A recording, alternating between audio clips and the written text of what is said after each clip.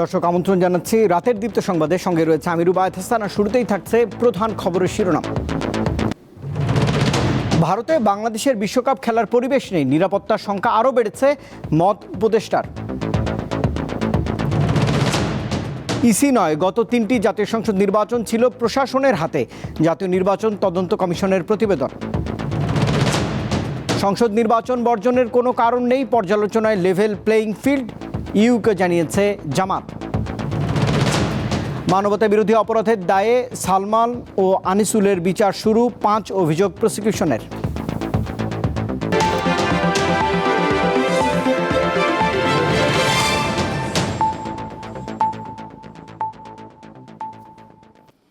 এবারে পুরো আয়োজন। ভারতে বাংলাদেশ দলের আসন্ন টি-20 বিশ্বকাপ খেলার মতো পরিবেশ নেই, তাই ভারতের যে কোনো শহরে ভেন্যু করা হলে বাংলাদেশ দল সেখানে যাবে না বলে জানিয়েছেন যুব ও ক্রীড়া উপদেষ্টা আসিফ নজরুল। এই প্রসঙ্গের যে প্রতিবেদনটি সেটি হাতে এসেছে। আলোচনায় টি-20 বিশ্বকাপের আগে বাংলাদেশ ক্রিকেট বোর্ড ও আন্তর্জাতিক ক্রিকেট কাউন্সিলের মধ্যে ইমেল চালাচালি। গেল সপ্তাহে নিরাপত্তাকে ইস্যু করে যুব ও ক্রীড়া মন্ত্রণালয় থেকে স্পষ্ট জানিয়ে দেওয়া হয়, ভেন্যু পরিবর্তন না হলে বিশ্বকাপ খেলতে ভারত যাবে না বাংলাদেশ দল। এরপর আইসিসিকে চিঠি দেয় বিসিবি। ফিরতি মেলে ক্রিকেটের সর্বোচ্চ নিয়ন্ত্রক সংস্থা 3টি শর্ত দেয় বিসিবিকে। তাতে বিশ্ব আসরে বাংলাদেশের খেলা কোনোভাবেই সম্ভব নয় বলে সাফ জানালেন যুব ও ক্রীড়া উপদেষ্টা। আইসিসির যে সিকিউরিটি টিম আছে, সিকিউরিটি দায়িত্বে যারা আছে, তারা একটা চিঠি দিয়েছে। সেই চিঠিতে বলা হয়েছে 3টা জিনিস হলে বাংলাদেশ টিমের নিরাপত্তা আশঙ্কা বাড়বে। একটা হচ্ছে বাংলাদেশ টিমে যদি মুস্তাফিজ অন্তর্ভুক্ত হয়। 2 হচ্ছে বাংলাদেশ যে দলের যে সমর্থকরা আছে ওনারা যদি বাংলাদেশের জাতীয় যে জার্সি আছে, আমাদের ন্যাশনাল জার্সি আছে, এটা পরে যদি ঘোরাফেরা করে। আর 3rd হচ্ছে ইলেকশন যত এগিয়ে আসবে তত নাকি বাংলাদেশ দলের নিরাপত্তা আশঙ্কা বৃদ্ধি পাবে। তো আইসিসি সিকিউরিটি টিমের এই বক্তব্য সন্দেহাতীতভাবে প্রমাণ করেছে যে ভারতে বাংলাদেশ ক্রিকেট টিমের টি-20 বিশ্বকাপ খেলার কোনো রকম পরিস্থিতি নাই। গেল 18 ডিসেম্বর যুব ও ক্রীড়া উপদেষ্টা হিসেবে দায়িত্ব নেওয়ার পর সোমবারই বাফুফে ভবনে যান আসিফ নজরুল। ঝটিকা পরিদর্শনে ফেডারেশনের সভাপতি সহ সহসভাপতি ও অন্যান্য নির্বাহী কমিটির সদস্যদের সাথে বৈঠক করেন তিনি। পরে গণমাধ্যমকে তিনি জানান, দেশের 3টি গুরুত্বপূর্ণ ভেন্যুর মধ্যে শুধু ঢাকা স্টেডিয়ামকেই ফুটবলের জন্য বরাদ্দ দেওয়া হয়েছে। ঢাকা স্টেডিয়াম যেটা আছে এটা সম্পূর্ণভাবে ফুটবলকে দিয়ে দেওয়া, আর অন্যান্য যারা স্পোর্টস আছে ক্রিকেট ছাড়া তাদের আয়োজনের প্রয়োজন হলে সেখানে আয়োজন করবে। যদি তারা অন্য কোথাও, ফর এক্সাম্পল পূর্বাঞ্চল স্টেডিয়াম বা অন্য কোথাও যদি তারা জায়গা পেয়ে সরে যায়, তখন এটা সম্পূর্ণভাবে ফুটবলের হয়ে যাবে। এছাড়া সিলেট এবং চিটাগাং এটা আপনার ডেডিকেটেড ওয়েতে ফুটবলকে দিয়ে দেওয়ার সিদ্ধান্ত নিয়েছে আমরা। আগামী সেপ্টেম্বরে বাংলাদেশে অনুষ্ঠিত হওয়ার কথা রয়েছে সাফ চ্যাম্পিয়নশিপের 15তম আসর। তাতে ঢাকার পাশাপাশি চট্টগ্রাম ও সিলেট ভেন্যুতে ম্যাচ আয়োজনের কথা জানান বাফুফের সভাপতি। আমরা যদি সাফ হোস্ট করতে চাই, তাহলে আমাদের নিজস্ব ভিশন হলো আমরা পুরো বাংলাদেশে খেলাটা ছড়িয়ে দিতে চাই। সেখানে আমরা চাবো অ্যাটলিস্ট 3টা ভেন্যুর জন্য আমরা ব্যবহার করতে পারি, মানে ঢাকা ইনক্লুড বা ঢাকার বাইরে 2টা ভেন্যু নিয়ে। এদিকে আগামী 31 মার্চ এএফসি এশিয়ান কাপে সি গ্রুপে নিজেদের শেষ ম্যাচ খেলতে সিঙ্গাপুর যাবে বাংলাদেশ। তার আগে হোম কিংবা অ্যাওয়ে 2টি প্রীতি ম্যাচ খেলা পরিকল্পনার কথা জানান বাফুফের সভাপতি। মোহাম্মদ হাসিব, দীপ্ত স্পোর্টস, ঢাকা। এদিকে ক্রীড়া উপদেষ্টা আসিফ নজরুলের বক্তব্যের একটি ব্যাখ্যা দিয়েছেন প্রধান উপদেষ্টার উপপ্রেস সচিব আবুল কালাম আজাদ মজুমদার। সোমবার তিনি ফেসবুক স্ট্যাটাসে জানিয়েছেন, ক্রীড়া উপদেষ্টা আইসিসির যোগাযোগের যে কথা বলেছেন সেটা আসলে ভারতে হতে যাওয়া টি-20 বিশ্বকাপ ঘিরে হুমকি পর্যালোচনা আইসিসির আন্তঃবিভাগীয় একটি নোট। বাংলাদেশ ক্রিকেট টিমের ম্যাচগুলো ভারতের বাইরে নিয়ে যেতে যে অনুরোধ করেছে বাংলাদেশ, তার জবাব এখন পর্যন্ত আইসিসি দেয়নি বলেও জানিয়েছেন উপপ্রেস সচিব আজাদ মজুমদার।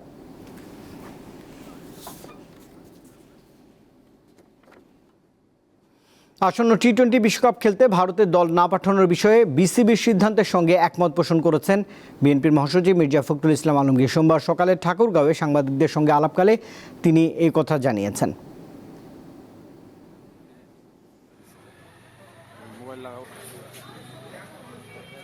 ক্রিকেটের ব্যাপারে আন্তর্জাতিক রাজনৈতিক প্রশ্ন জড়িত আছে, আমাদের দেশের সম্মান জড়িত আছে। নিঃসন্দেহে আমাদের একজন ক্রিকেটারকে অপমান করা হয়েছে। আমরা মনে করি এটা আমাদের দেশকে অপমান করা হয়েছে।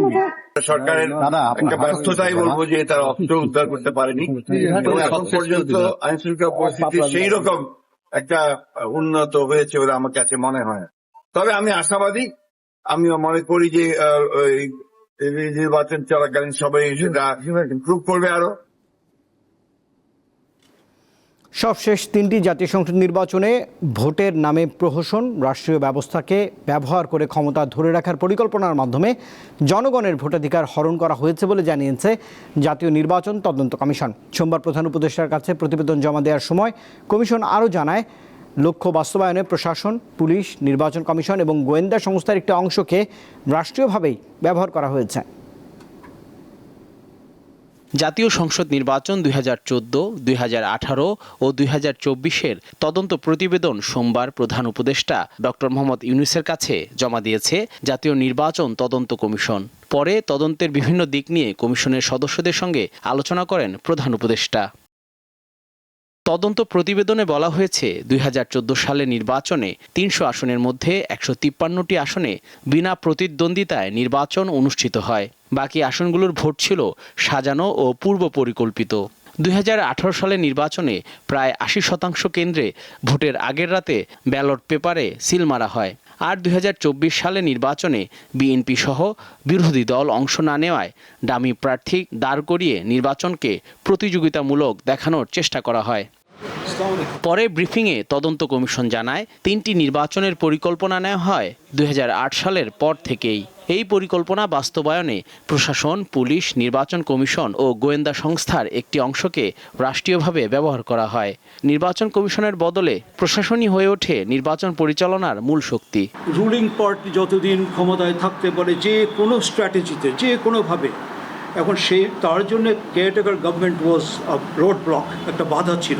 ইলেকট্রাল মেকানিজমটা কন্ট্রোল করার জন্য ডেপুটি কমিশনার, ডিসিরা ইউজুয়ালি তারা কন্ডাক্ট করতেন ডিস্ট্রিক্ট লেভেল। কমিশন জানায়, দুর্নীতির উদ্দেশ্যে রাষ্ট্রীয় অর্থ ব্যয় করে চড়া দামে ইভিএম মেশিন কেনা হয়। ইন্ডিয়াতে যে ইভিএমটা ব্যবহার করা হয় ওই সময় বাংলাদেশের মূল্যমান এটার দাম ছিল 20,000 টাকা, আমাদেরটার দাম পড়লো 2,34,000 টাকা এবং 41,000, এই মাঝখানে দামটা পড়েছে, যেটা অত্যন্ত অস্বাভাবিক। এবং দাম অনুপাতে এটা কিন্তু কোনো সেবা এবং কোনো রকমের মান ছিল না। পরবর্তী নির্বাচনগুলোকে সুষ্ঠু করতে নির্বাচন কমিশনার নিয়োগ, নির্বাচনী এলাকার সীমানা নির্ধারণ, রাজনৈতিক দল নিবন্ধন, সচিব ও অন্যান্য কর্মকর্তা নিয়োগ ও ইলেকশন ইনকোয়ারি কমিটি সহ বিভিন্ন বিষয়ে মোট 40টি সুপারিশ দিয়েছে জাতীয় নির্বাচন তদন্ত কমিশন। জহিরুল মোহসান, দীপ্ত সংবাদ, ঢাকা। নির্বাচন কমিশনে শুনানির তৃতীয় দিনে 41 জন প্রার্থীতা ফিরে পেয়েছেন। চট্টগ্রাম 9 আসনে জামাতের প্রার্থী AKM ফজলুল হক সহ 25 জনের আবেদন মঞ্জুর করা হয়েছে। এরা ইসির বিরুদ্ধে পক্ষপাতিত্বের অভিযোগ করেছেন। আর প্রার্থিতা ফেরত পেয়ে অনেকেই রিটার্নিং কর্মকর্তা রদবদলের দাবি জানিয়েছেন। ত্রয়োদশ জাতীয় সংসদ নির্বাচনের রিটার্নিং অফিসারের সিদ্ধান্তের বিরুদ্ধে দায়েরকৃত আপিলের ওপর শুনানি তৃতীয় দিন সোমবার 70টি আপিল নিষ্পত্তি হয়। এর মধ্যে 41 জন প্রার্থিতা ফিরে পেয়েছেন। 25 জনের আপিল নামঞ্জুর করেছে ইসি। এ নিয়ে 3 দিনে 151টি আপিল মঞ্জুর হয়, নামঞ্জুর হয় 47টি, স্থগিত আছে 13টি। এছাড়া পাবনা 2 আসনে নির্বাচন স্থগিত হওয়ায় শুনানি হয়নি। সোমবার শুনানির শুরুতেই দ্বৈত নাগরিকত্বের জন্য চট্টগ্রাম 9 আসনের জামায়াত প্রার্থী AKM ফজলুল হকের আপিল নামঞ্জুর করে ইসি। কাউকে আপনি অ্যাকসেপ্ট করবেন, কাউকে করবেন না, তাহলে এটা তো লেভেল প্লেইং ফিল্ড হলো না, জাস্টিস ফর সবার জন্য সেম হলো না। এটা মানে এই জন্যই আমাদের প্রতিবাদ। যদি কাউকে না করতো তাহলে আমার কোনো অবজেকশন ছিল না। যেহেতু একটা মেজর পলিটিক্যাল পার্টি নাই এই ইলেকশনে, উচিত দেওয়া ছিল, ওনাকে অ্যালাউ করা উচিত ছিল। তারপরে ইলেকশন কমিশন তাদের বিবেচনা হয়তো করেনি। আমরা এই বিষয়টা চ্যালেঞ্জ করে অবশ্যই উচ্চ আদালতে যাব। প্রার্থিতা ফেরত পেয়ে নির্বাচন কমিশন সংস্কার ও মাঠ পর্যায়ে নির্বাচনী কর্মকর্তা পরিবর্তনের দাবি জানান কেউ কেউ। মাঠ পর্যায়ে নির্বাচন কর্মকর্তা না, ইউনোরা নির্বাচন কন্ডাক্ট করতেছে, ডিসিরা নির্বাচন কন্ডাক্ট করতেছে এবং তারা তাদের যে গত সরকারের যে অপকর্ম এইটাকে ঢাকার জন্যে ইনকামবেন্ট গভর্নমেন্ট যারা হইতে পারে বলে তাদের মনে হইতেছে, তাদেরকে হাসিনার চাইতে বেশি সেবা দিয়ে এই সরকারের অধীনে থাকার জন্যে এবং গুডবুকে থাকার জন্য চেষ্টা করতেছে। গত 3 দিনের শুনানিতে জাতীয় পার্টির 21 জন প্রার্থিতা ফিরে পেয়েছেন। দলটির নেতাদের অভিযোগ, জাতীয় পার্টিকে নির্বাচনের মাঠ থেকে সরানোর ষড়যন্ত্র চলছে। জুলাই যোদ্ধা নামে ব্যানারে কিছু দুষ্কৃতকারী অফিসটি দখল করে দোকান ভাড়া দেওয়ার উদ্দেশ্যে অথবা জাতীয় পার্টিকে ভোটের মাঠ থেকে সরিয়ে দেওয়ার হীন উদ্দেশ্যে, গণতন্ত্র নস্যাৎ করার উদ্দেশ্যে এই পার্টি অফিসের দখলের চেষ্টা করছে। মোট 645টি আপিলের ওপর আগামী 18 জানুয়ারি পর্যন্ত শুনানি করবে ইসি। শিউলি শবনম, দীপ্ত সংবাদ, ঢাকা। আসন্ন জাতীয় সংসদ নির্বাচন বর্জনের এখন পর্যন্ত কোনো কারণ দেখছে না জামাতে ইসলামী। তবে লেভেল প্লেয়িং ফিল্ড নিয়ে পর্যালোচনা করা হচ্ছে বলে জানিয়েছেন দলটির আমির শফিকুর রহমান। সোমবার ইউরোপীয় ইউনিয়নের একটি প্রতিনিধি দলের সঙ্গে বৈঠক শেষে তিনি একথা জানিয়েছেন। ত্রয়োদশ জাতীয় সংসদ নির্বাচনকে সামনে রেখে সোমবার সকালে রাজধানীর বসুন্ধরায় জামায়াত ইসলামের আমিরের রাজনৈতিক কার্যালয়ে আসেন ইউরোপীয় ইউনিয়নের নির্বাচন পর্যবেক্ষণ মিশনের একটি প্রতিনিধি দল। এতে নেতৃত্ব দেন প্রধান পর্যবেক্ষক ও ইউরোপীয় পার্লামেন্টের সদস্য ইভার্স আইজাবস। ঘণ্টাব্যাপী বৈঠক শেষে গণমাধ্যমের সঙ্গে কথা বলেন জামায়াতের আমির। জানান, ক্ষমতায় গেলে বিশ্বের শান্তিকামী দেশগুলোর সঙ্গে বন্ধুত্বপূর্ণ সম্পর্ক রাখবে তার দল। প্রতিবেশী দেশ যদি বন্ধুসুলভ আচরণ করে তবে তাদের সঙ্গেও সুসম্পর্ক থাকবে। আমরা কোনো নির্দিষ্ট রাষ্ট্রের দিকে ঝুঁকতে চাই না, বরঞ্চ সারা বিশ্বের সাথে বন্ধুত্ব আর সমন্বয় রক্ষা করেই আমরা আমাদের দেশকে সামনে এগিয়ে নিতে চাই। লেভেল প্লেইং ফিল্ড নিয়ে অনিশ্চয়তা রয়েছে জানিয়ে জামায়াতের আমির আরো বলেন, এখনই নির্বাচন বয়কটের কারণ নেই। পাশাপাশি গণমাধ্যমকে নিরপেক্ষ ভূমিকা পালনেরও আহ্বান জানান তিনি। আমরা বিশ্বাস করি আগামীতে বাংলাদেশের জনগণ সঠিক সিদ্ধান্ত দিবে। জনগণের উপর আমাদের 100% আস্থা আছে। একটা নির্বাচনে শুধু আমরা বয়কট করেছি, এটা ছিল 18 সালের নির্বাচন। আমরা এবার মনে করি এই ধরনের কোনো পরিবেশ সৃষ্টি হবে না, হতে দেওয়া উচিত না। এটাকে যে কোনো মূল্যে এনশিওর করতে হবে যে ফেয়ার ইলেকশন হবে। গণমাধ্যমের পজিশন, গণমাধ্যম এটা দলীয় মাধ্যম না, এটা মাথায় রেখে গণমাধ্যম ফাংশন করুক, সেটাই আমরা প্রত্যাশা করি। শীঘ্রই জোটের আসন সমঝোতার চূড়ান্ত ঘোষণা দেওয়া হবে বলেও জানান শফিকুর রহমান। জোটের যে বিষয়টি, সেই বিষয়টি এখনো আমি বলেছি আগামীকালকের ভিতরেই সমাধান আছে। কালকে আপনারা ইনশাল্লাহ হয়তো দাওয়াত পাবেন, না হয় পরশু পাবেন। সবার সামনেই আমরা একসাথে আসব। এর আগে জামায়াতের আমিরের সঙ্গে সৌজন্য সাক্ষাৎ করেন বাংলাদেশে নিযুক্ত চীনের রাষ্ট্রদূত ইয়াওয়েন। নূর আলম, দীপ্ত সংবাদ, ঢাকা। জুলাই গণঅভ্যুত্থানে সংগঠিত মানবতাবিরোধী অপরাধের মামলায় সালমান এফ রহমান ও আনিসুল হকের বিচার শুরুর আদেশ দিয়েছে আন্তর্জাতিক অপরাধ ট্রাইব্যুনাল 1। এই দুইজন রাজধানীতে 30 জনকে হত্যায় অভিযুক্ত। তাদের বিরুদ্ধে হত্যাকাণ্ডে উস্কানি সহ 5টি অভিযোগ এনেছে প্রসিকিউশন। সোমবার সকালে ক্ষমতাচ্যুত প্রধানমন্ত্রী শেখ হাসিনার উপদেষ্টা সালমান এফ রহমান ও সাবেক আইনমন্ত্রী আনিসুল হককে প্রিজন ভ্যানে কারাগার থেকে আন্তর্জাতিক অপরাধ ট্রাইব্যুনালে হাজির করা হয়। দুজনেই 24-এর গণ অভ্যুত্থানে ছাত্র জনতা হত্যার অভিযোগে দায়ের করা মামলার আসামি। ট্রাইব্যুনালের প্রসিকিউশন তাদের বিরুদ্ধে 5টি অভিযোগ উত্থাপন করে। এর মধ্যে রয়েছে কারফিউ জারির মাধ্যমে মারণাস্ত্র ব্যবহারে উস্কানি, প্ররোচনা ও ষড়যন্ত্র। তারা আন্দোলন দমনে নীতিগত সিদ্ধান্ত নিতেন বলে দাবি করে প্রসিকিউশন। অনারেবল ট্রাইব্যুনাল তাদের ডিসচার্জ অ্যাপ্লিকেশন নাকচ করেছেন এবং চার্জ গঠন করেছেন। ওনারা কারফিউ জারি করে আন্দোলনকারীদেরকে শেষ করে দেওয়ার জন্য পরিকল্পনা করেছেন, ষড়যন্ত্র করেছেন, সহায়তা করেছেন। তারা আইনের ব্যত্যয় ঘটিয়ে এই ধরনের অপরাধ এবং অপকর্ম সংগঠন করেছে। আওয়ামী লীগ সরকারের এই দুই প্রভাবশালী কর্তা ব্যক্তির আইনজীবীরা খালাসের আবেদন করলেও আদালত তা আমলে নেয়নি। চার্জ শোনার পরে আসামিদেরকে জিজ্ঞাসা করা হয়েছিল যে ওনারা কি গিলটি প্লিড করেন কি না। তো ওনারা বলেছেন যে ওনারা গিলটি প্লিড করেন না এবং ওনারা ন্যায় বিচার প্রত্যাশা করেন লাঠি ট্রাইব্যুনালের কাছ থেকে। যে এলিগেশনগুলো আনা হয়েছে এখানে ওনাদের বিরুদ্ধে কোনো ইনক্রিমিনেটিং কোনো এভিডেন্স নেই। এই সমস্ত গ্রাউন্ডে আমরা ডিসচার্জ চেয়েছিলাম। 10 ফেব্রুয়ারি প্রসিকিউশনের সূচনা বক্তব্য ও সাক্ষ্য গ্রহণের মাধ্যমে সালমান এফ রহমান ও আনিসুল হকের আনুষ্ঠানিক বিচার শুরু হবে। মাহিদুর রহমান, দীপ্ত সংবাদ, ঢাকা। সারা দেশে এলপিজি গ্যাস সংকট কাটেনি, ফলে রান্না করতে ভোগান্তিতে পড়েছেন সাধারণ মানুষ। আর ঠাকুরগাঁওয়ের প্রায় সকল গ্যাস স্টেশন বন্ধ রয়েছে। এতে চরম ভোগান্তিতে পড়েছেন গ্যাস চালিত গাড়ির মালিক এবং চালকরা। কয়েকদিন ধরে ঠাকুরগাঁও জেলার প্রায় সব এলপিজি অটো গ্যাস স্টেশন বন্ধ রয়েছে। এর প্রভাব পড়েছে হাজারের অধিক এলপিজি চালিত যানবাহনের উপর। গাড়ির মালিক ও চালকরা জ্বালানি না পেয়ে চরম ভোগান্তি পোহাচ্ছেন। অনেক ক্ষেত্রে ঘন্টার পর ঘন্টা এক স্টেশন থেকে অন্য স্টেশনে ঘুরেও গ্যাস মিলছে না।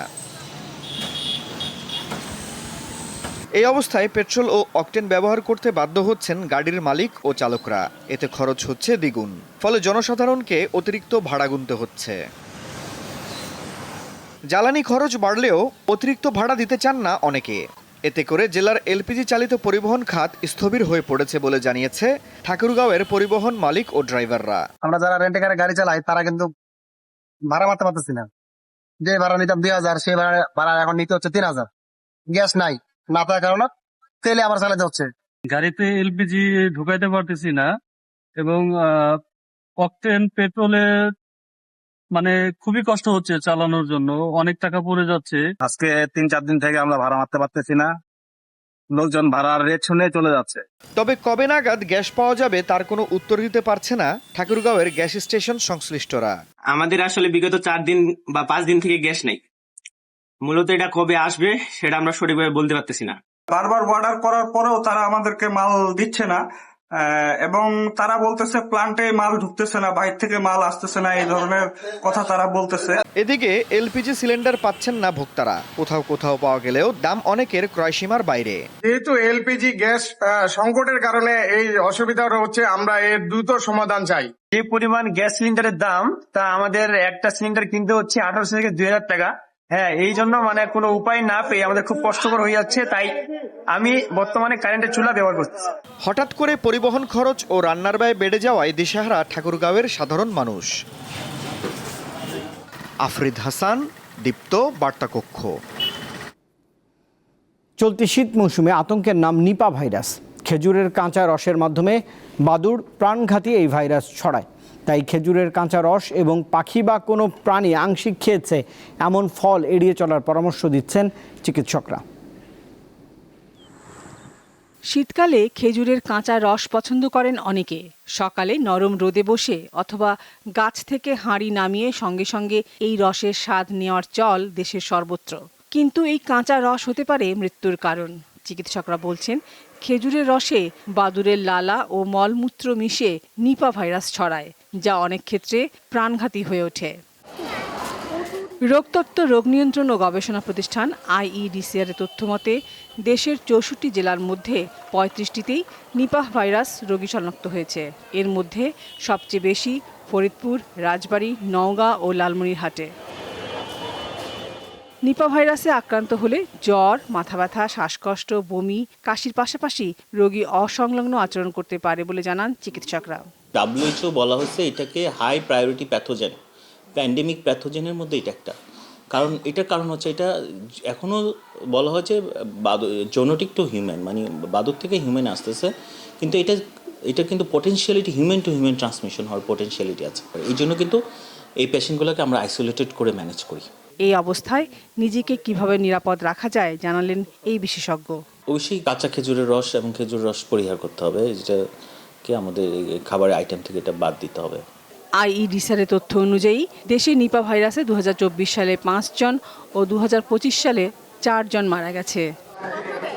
লাবণী গুহ, দীপ্ত সংবাদ, ঢাকা। কক্সবাজারের টেকনাফে মাইন বিস্ফোরণে হানিফ নামের এক জেলের একটি পা বিচ্ছিন্ন হয়ে গেছে।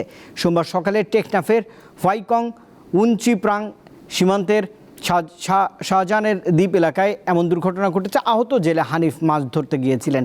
পুলিশ জানিয়েছে, কয়েকদিন ধরেই মিয়ানমারের রাখাইন রাজ্য দখলকে কেন্দ্র করে সশস্ত্র সংগঠন আরাকান আর্মির সঙ্গে কয়েকটি রোহিঙ্গা বিদ্রোহী সংগঠনের সদস্যদের সংঘর্ষ চলছে। তাই সীমান্ত এলাকায় পুঁতে রাখা মাইন থেকে এই বিস্ফোরণ ঘটে থাকতে পারে বলে ধারণা করা হচ্ছে। বিস্ফোরণের পর হানিফকে প্রথমে MSF হাসপাতালে এবং পরে চট্টগ্রাম মেডিকেল কলেজ হাসপাতালে নেওয়া হয়। এই ঘটনায় সীমান্ত এলাকায় আতঙ্ক ছড়িয়ে পড়েছে।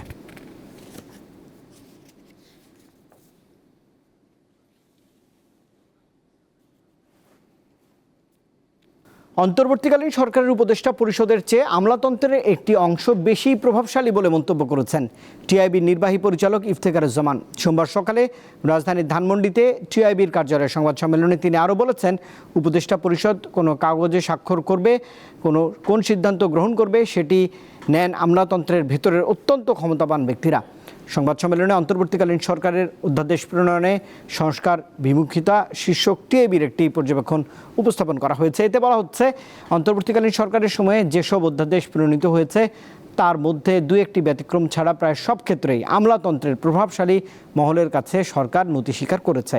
ফলে সংস্কার লক্ষ্যভ্রষ্ট হয়েছে বলে টিআইবি মনে করে।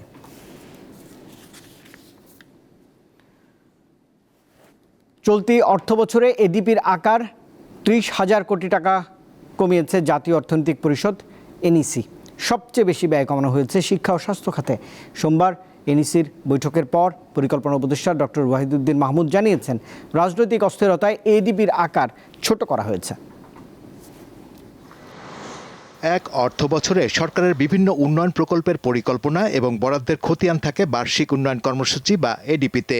এটি সরকারের বিনিয়োগের প্রধান মাধ্যম এবং জাতীয় বাজেটের একটি বড় অংশ নিয়ে গঠিত, যা অর্থনৈতিক প্রবৃদ্ধি ও সামাজিক উন্নয়নে গুরুত্বপূর্ণ ভূমিকা রাখে। এতে দেশের অবকাঠামো উন্নয়ন, শিক্ষা, স্বাস্থ্য এবং সামাজিক নিরাপত্তা খাতের বিভিন্ন প্রকল্প বাস্তবায়ন করা হয়ে থাকে। চলতি অর্থ বছরের অর্ধেকেরও বেশি সময় পার করে এডিপির আকার পুনর্নির্ধারণ করল সরকার। এবার সংশোধিত এডিপির আকার নির্ধারণ করা হয়েছে 2 লাখ কোটি টাকা, যেখানে অভ্যন্তরীণ উৎস থেকে অর্থায়ন করা হবে 1,28,000 কোটি টাকা, আর বাকি 72,000 কোটি টাকা অর্থায়ন হবে বৈদেশিক উৎস থেকে। আমাদের বাস্তবায়ন হার কম ছিল বলে আমরা এই বছরের মূল এডিপি ধরেছিলাম 2,30,000 টাকা ধরেছিলাম। রাজনৈতিক সরকারের আমলে যেমন অসংখ্য প্রকল্পের ভিড় থাকে, আমাদের সময় প্রকল্প বরং আমাদের চেয়ে আনতে হয়। প্রকল্পের ঘাটতি দেখা দিয়েছে আমাদের এখন।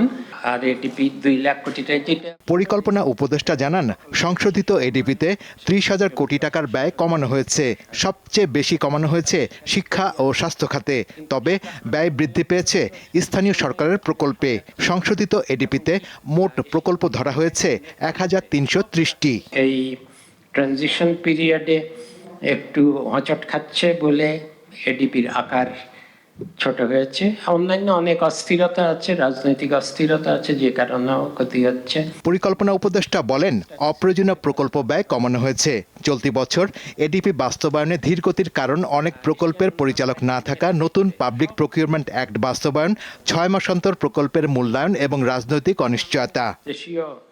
শাহরিয়ার ইমন, দীপ্ত সংবাদ, ঢাকা। এবার আন্তর্জাতিক সংবাদ। অবশেষে 1 দশক পর আন্তর্জাতিক বিচার আদালতে শুরু হয়েছে মিয়ানমারে রোহিঙ্গাদের গণহত্যা মামলার বিচার। সোমবার নেদারল্যান্ডসের হেগ শহরের স্থানীয় সময় বেলা 10টা থেকে মামলার শুনানি শুরু হয়, যা চলবে আগামী 29 জানুয়ারি পর্যন্ত। 1 দশকেরও বেশি সময়ের মধ্যে এটি হবে জাতিসংঘের সর্বোচ্চ আদালতে প্রথম গণহত্যা মামলার পূর্ণাঙ্গ শুনানি। 2017 সালে মিয়ানমারের সেনাবাহিনী গণহত্যা এবং সামরিক অভিযানের মুখে 10 লাখের বেশি রোহিঙ্গা পালিয়ে বাংলাদেশে আশ্রয় নেয়। সে সময় জাতিসংঘ এই ঘটনার তদন্ত করে প্রতিবেদনে সেনাবাহিনীর অভিযানকে গণহত্যামূলক তৎপরতা বলে উল্লেখ করে। পরবর্তীতে 2019 সালে আন্তর্জাতিক বিচার আদালতে মিয়ানমারের বিরুদ্ধে রোহিঙ্গা গণহত্যার মামলা করে আফ্রিকার দেশ গাম্বিয়া। বিদেশি হস্তক্ষেপের কারণেই ইরানের বিক্ষোভ সন্ত্রাসী যুদ্ধে রূপ নিয়েছে বলে মন্তব্য করেছেন দেশটির পররাষ্ট্রমন্ত্রী সৈয়দ আব্বাস আরাকচি। তবে বর্তমানে দেশের সার্বিক পরিস্থিতি সম্পূর্ণ সরকারের নিয়ন্ত্রণে রয়েছে বলেও দাবি করেছেন এই পররাষ্ট্রমন্ত্রী। এছাড়া যুক্তরাষ্ট্রের সঙ্গে সংলাপ কিংবা যুদ্ধ যে কোনো কিছুর জন্যই তার দেশ প্রস্তুত রয়েছে বলেও জানিয়েছেন আরাকচি। সোমবার তেহরানে বিদেশি রাষ্ট্রদূতদের সঙ্গে মতবিনিময়কালে এসব বলেছেন তিনি। এদিকে ইরানে চলমান সরকার বিরোধী বিক্ষোভে নিহত ব্যক্তির সংখ্যা বেড়ে 538 জনে দাঁড়িয়েছে বলে জানিয়েছে যুক্তরাষ্ট্রভিত্তিক মানবাধিকার সংগঠন HRANA। নিহত ব্যক্তিদের বেশিরভাগই বিক্ষোভকারী বলে জানিয়েছে এই মানবাধিকার সংস্থাটি।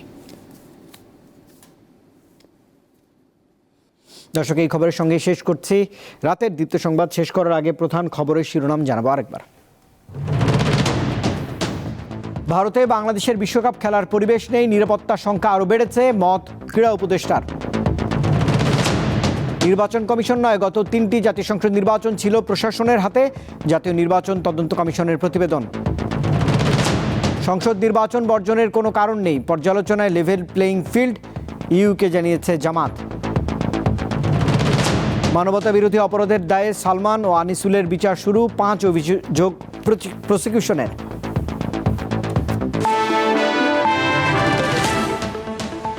আর দর্শক, এই ছিল এখনকার মতো। এতক্ষণ সঙ্গে থাকবার জন্য ধন্যবাদ সবাইকে। আরও তথ্য বিনোদনের জন্য যুক্ত থাকতে পারেন দীপ্ত টেলিভিশন ডিজিটাল প্ল্যাটফর্মগুলোতে।